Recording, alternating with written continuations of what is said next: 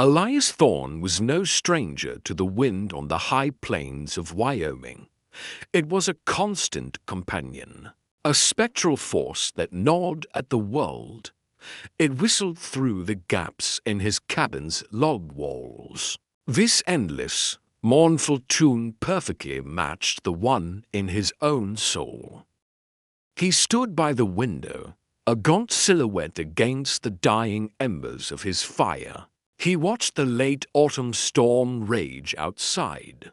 The sky was the color of a fresh bruise, deepening into an early, violent dusk. It was a night for staying in, for huddling with a bottle of whiskey, for trying to outlast the ghosts. And God knew he had plenty of those.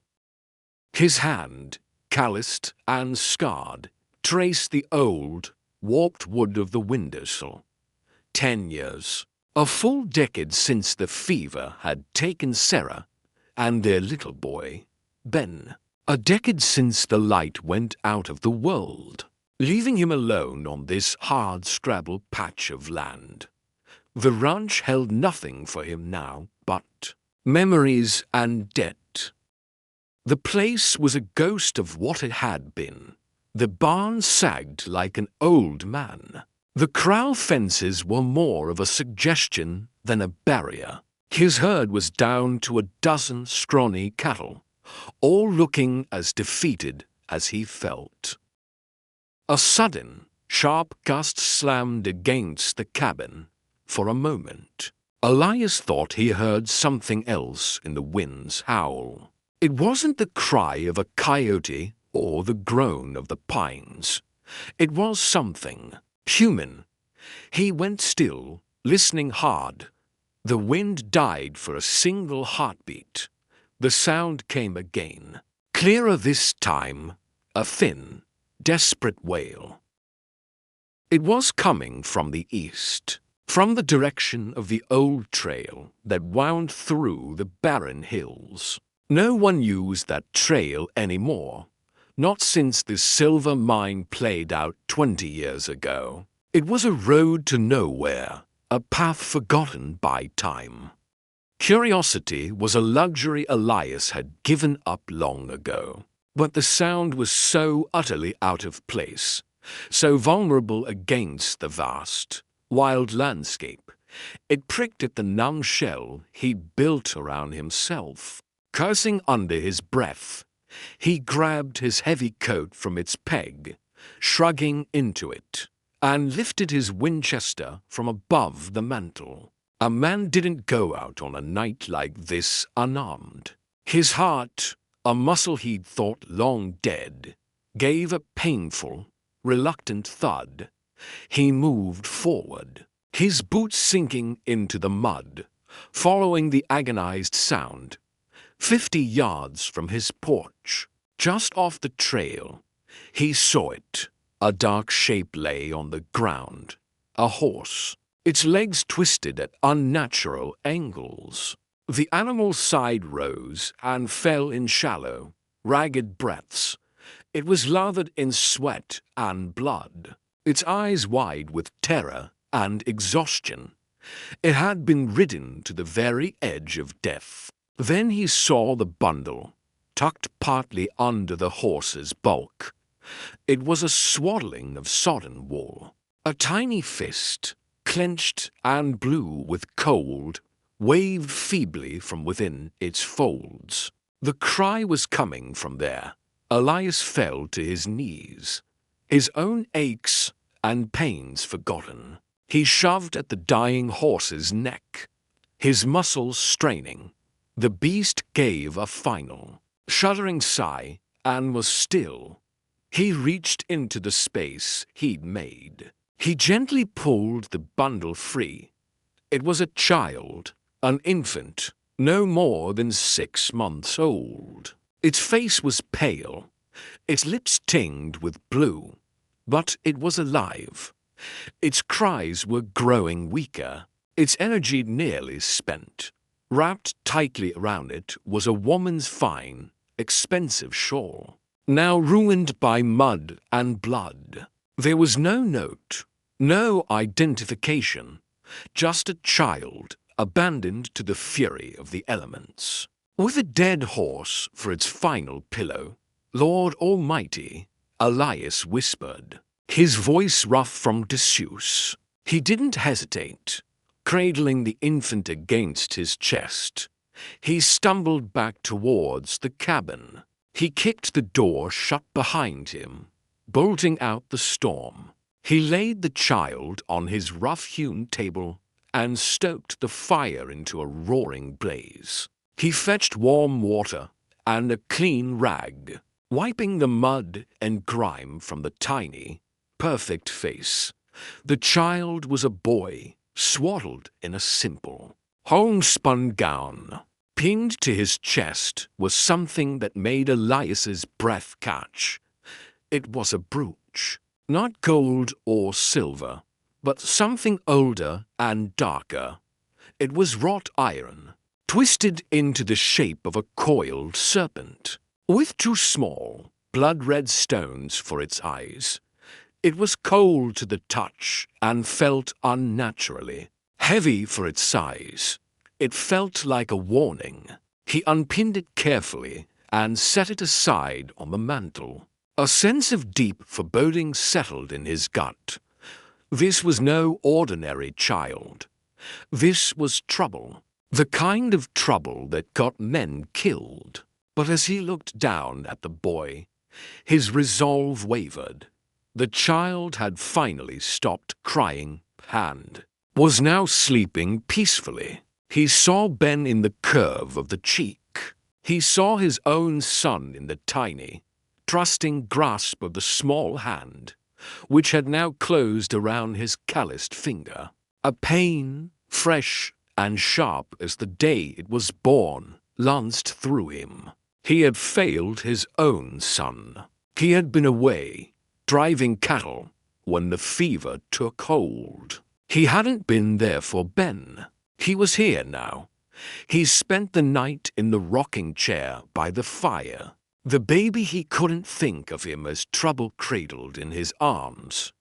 He fed him warm milk from a rag, the way he'd done with Ben. A lifetime ago, the old motions came back to him, a painful and comforting muscle memory. The storm raged outside, but inside, for the first time in a decade, the cabin wasn't filled with silence. It was filled with the soft, rhythmic sound of a child breathing. As the first grey light of dawn bled through the windows, the storm finally exhausted itself. The wind died down to a whisper, and the world was hushed, blanketed in a thin layer of wet snow. Elias had just managed to drift into a shallow sleep when a new sound jolted him awake. It was a low, rhythmic thunder, not from the sky, but from the earth itself. He stood, carefully placing the sleeping baby in a makeshift crib he'd fashioned from a drawer lined with blankets. He walked to the window, his movements slow and dread-filled. And then he saw them. Emerging from the tree line was a line of riders. They came not in a disorganized cluster, but in a disciplined, grim formation. They were 100 strong, maybe more, a dark tide flowing across the white landscape. They were all dressed in dark, travel-stained duster coats, their hats pulled low. They rode good horses, powerful animals that moved with purpose. They fanned out as they reached his yard, forming a semicircle of silent, ominous figures. They didn't speak. They didn't call out a greeting. They simply sat their horses, their faces shadowed, their postures radiating a cold, patient menace. The only sound was the jingle of bits, the creak of leather, and the soft snorting of the horses in the cold air. Elias's blood ran cold. This was the trouble. This was what the brooch had warned him about. The front of the semicircle parted, and a single rider walked his horse forward. He was a big man, broad-shouldered, sitting tall in the saddle. His face was lean and weathered, etched with lines of hardship and authority. His eyes, the color of flint, scanned the cabin and the yard, missing nothing.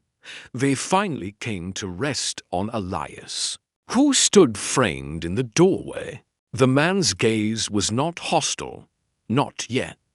It was assessing and calculating, utterly devoid of warmth. He raised a gloved hand in a gesture that was neither friendly nor threatening. It was simply a signal to halt. The 100 riders behind him became as still as statues. The man spoke, his voice a low, gravelly baritone that carried easily across the silent yard. It was a voice used to command and used to being obeyed. "The child," he said.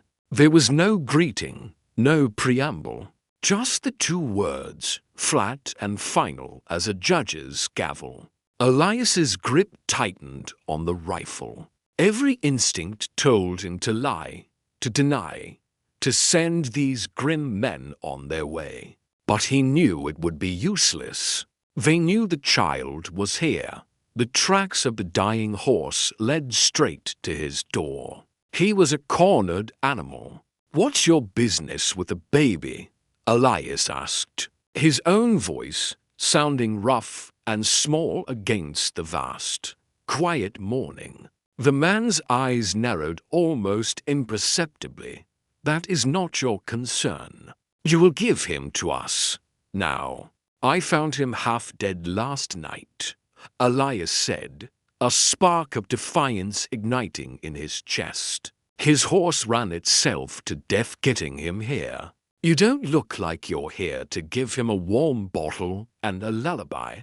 A faint, cold smile touched the man's lips. "We are his kin. We are here to take him home. That is all you need to know." "Kin," Elias repeated, his eyes flicking over the army of silent riders. "That's a lot of kin for one little baby." The smile vanished. "Do not be foolish, rancher. You are one man.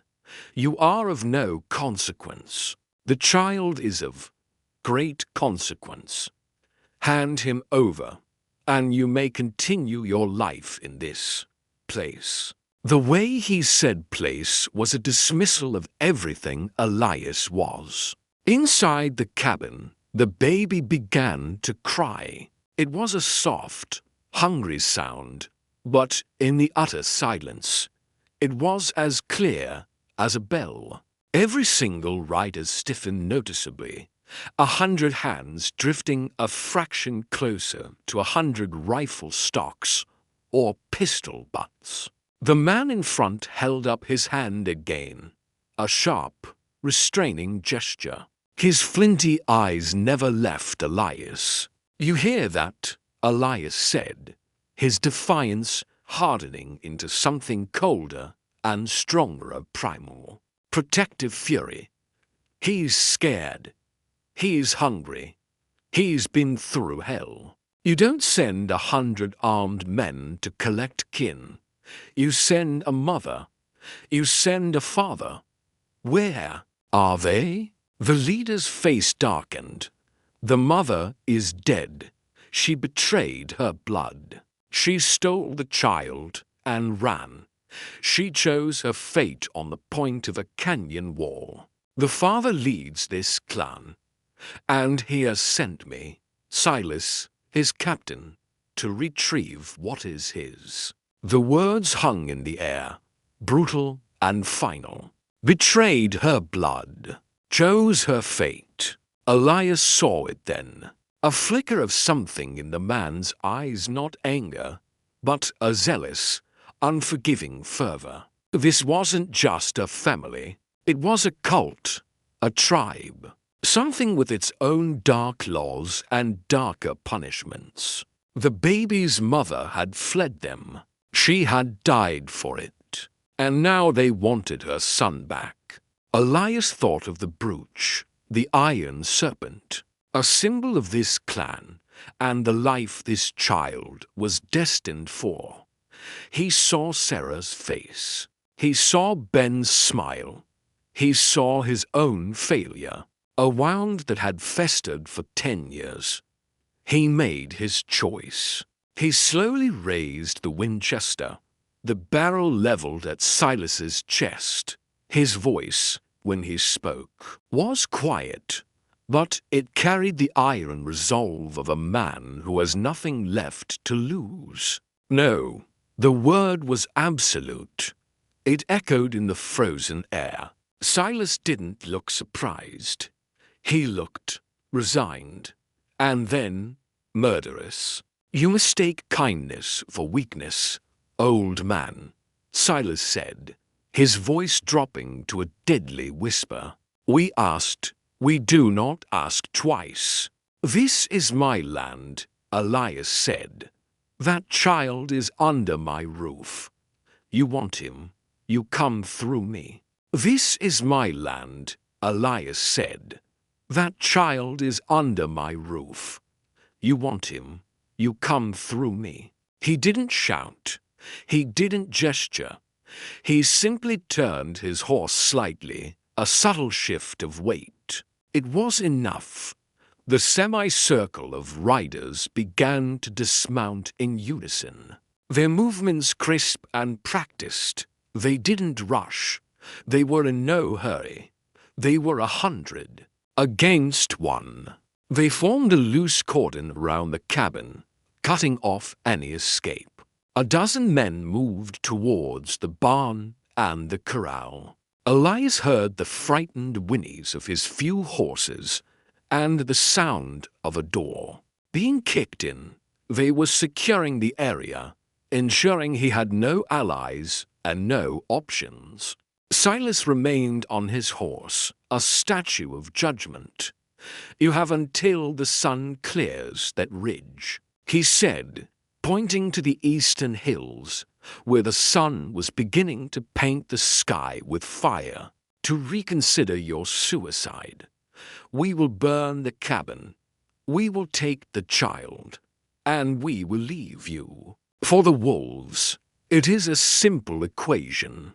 Elias didn't waste his breath on a reply. He stepped back inside the cabin and slammed the door shut, throwing the heavy iron bolt. He leaned against it, his heart hammering against his ribs.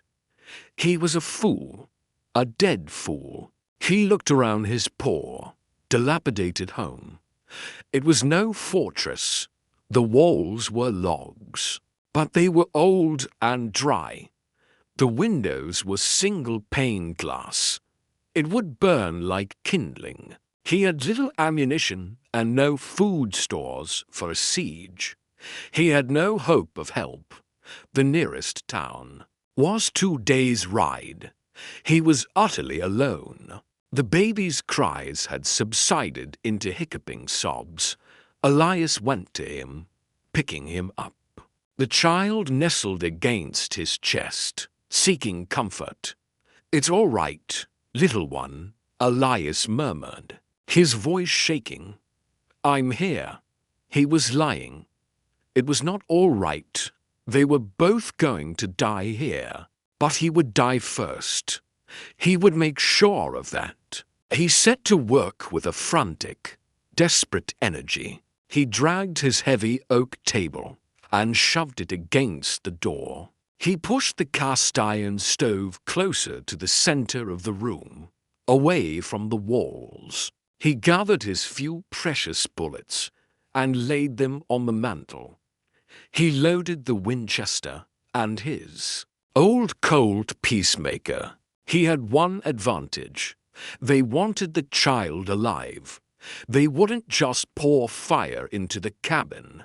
They would have to come in and get him.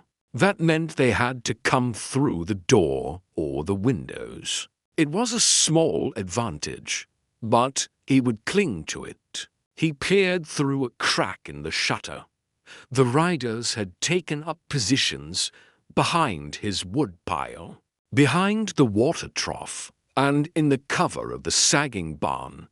They were everywhere. Silas still sat on his horse, watching the sunrise, a patient predator.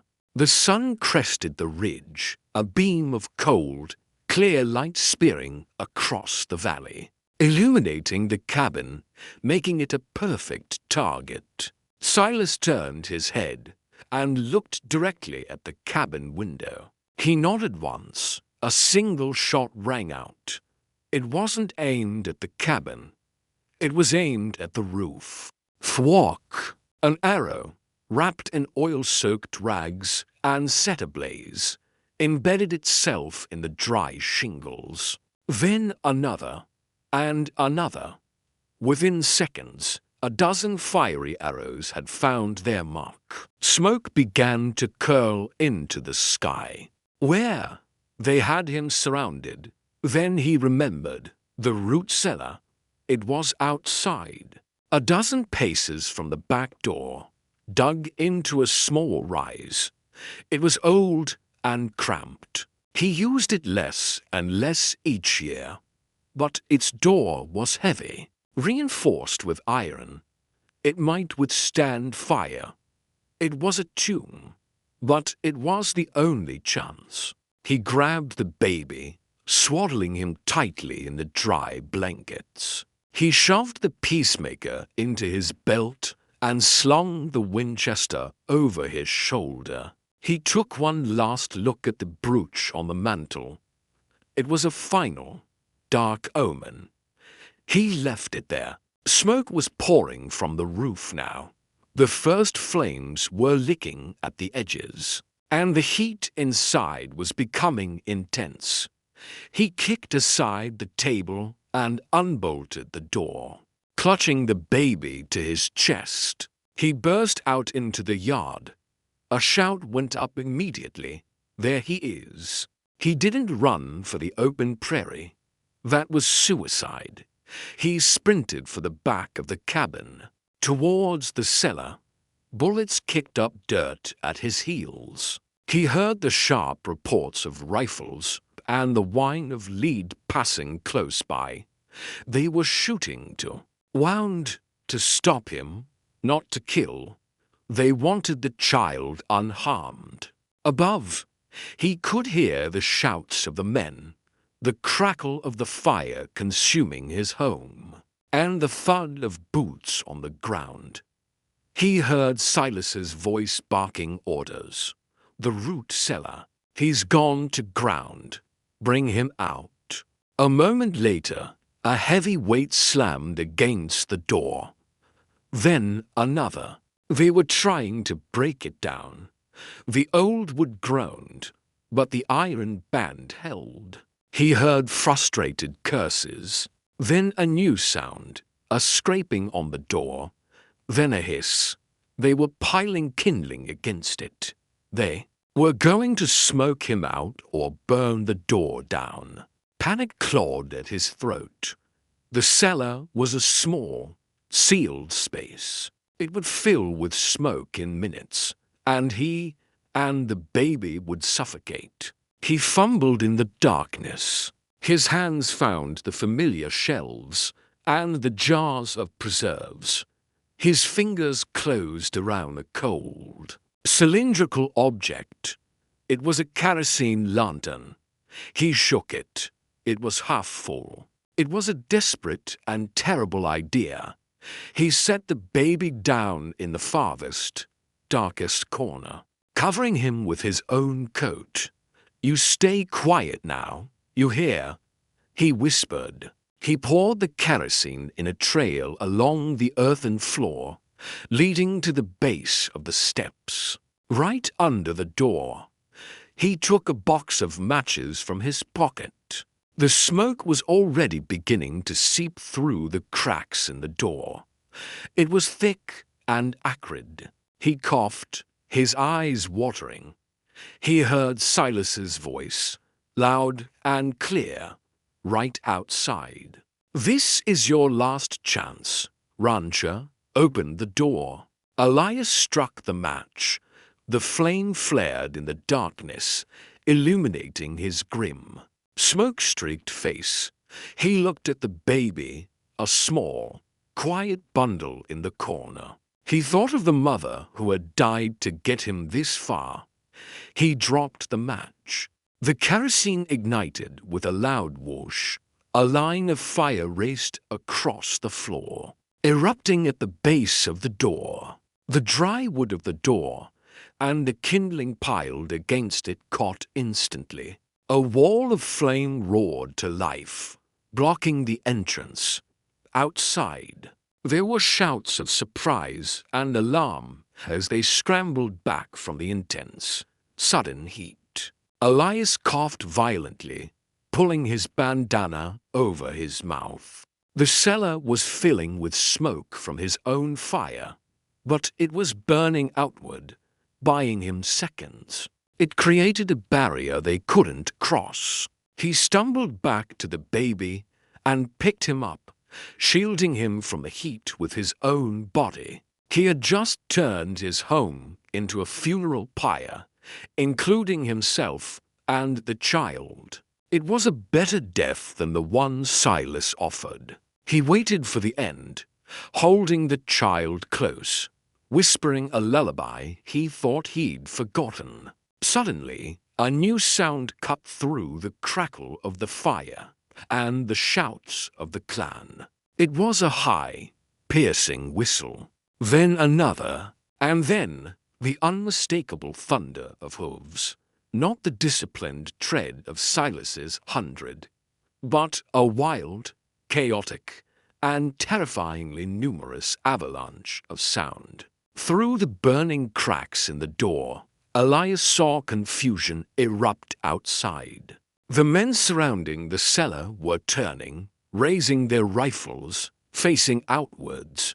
A voice, loud and raw and furious, boomed across the yard, a voice Elias had not heard in over a decade. "Thorne, you stubborn old bastard, you better not be dead in there." Elias's heart leaped into his throat. It couldn't be. He risked a glance through a crack in the burning door. The landscape was swarming with riders, but these were not like Silas's men. They were a ragged and glorious army. Cowboys from a dozen spreads were there, their faces set in grim determination. Men from the town, the blacksmith, the storekeeper, even the timid bartender were all armed and looking fierce. At their head was a giant of a man on a massive paint horse, his red beard blazing in the morning sun, a twin-barreled shotgun in his hands. Jedediah Red McCall, his oldest friend, his nearest neighbor, 30 miles distant. The man he'd had a bitter falling out with years ago over a strayed herd and foolish pride. The man he hadn't spoken to since. Red was scanning the burning cabin, his face a mask of fury and fear. His eyes fell on the clan members, on Silas. His expression turned murderous. "What in the hell is going on my friend's land?" Red roared. Silas wheeled his horse to face this new threat, his composure finally cracking to reveal the cold fury beneath. "This is a private matter. Be on your way. This does not concern you." "The hell it doesn't," Red bellowed. "I see 100 armed men surrounding the homestead of Elias Thorne. I see his cabin burning. That makes it my concern. That makes it everybody's concern." He gestured with his shotgun at the motley crew behind him, 50, maybe 60 men, outnumbered but not outgunned in spirit. "Now you back your men away from that cellar, or so help me God, we will paint this valley with your blood." A tense, electric silence fell. The two groups faced each other over the smoldering ruins of Elias's life. The clan was disciplined and cold. The ranchers were rough and hot with righteous anger. Silas's eyes darted from Red's force to the burning cellar. He knew a direct assault now would be a bloodbath. His men would win, but at a terrible cost. The child could easily be killed in the crossfire. He had lost his clean, easy victory. His jaw worked in frustration. He pointed a finger at the cellar, his voice dripping with venom. "This is not over, old man. The child is marked. He is ours by blood and by covenant. We will return for what is ours. We always do." He jerked his reins, turning his horse. With a sharp whistle, he signaled his men. As one, they mounted up. They didn't retreat in disorder. They turned and rode away at a trot, a dark, silent column disappearing back into the trees, leaving behind the smoke, the fire, and a terrible promise. The moment they were gone, Red was off his horse, sprinting towards the burning cellar door. He and two other men used their coats to beat at the flames, ignoring the searing heat. Elias, you in there. The door, charred and smoking, was shoved open from the inside.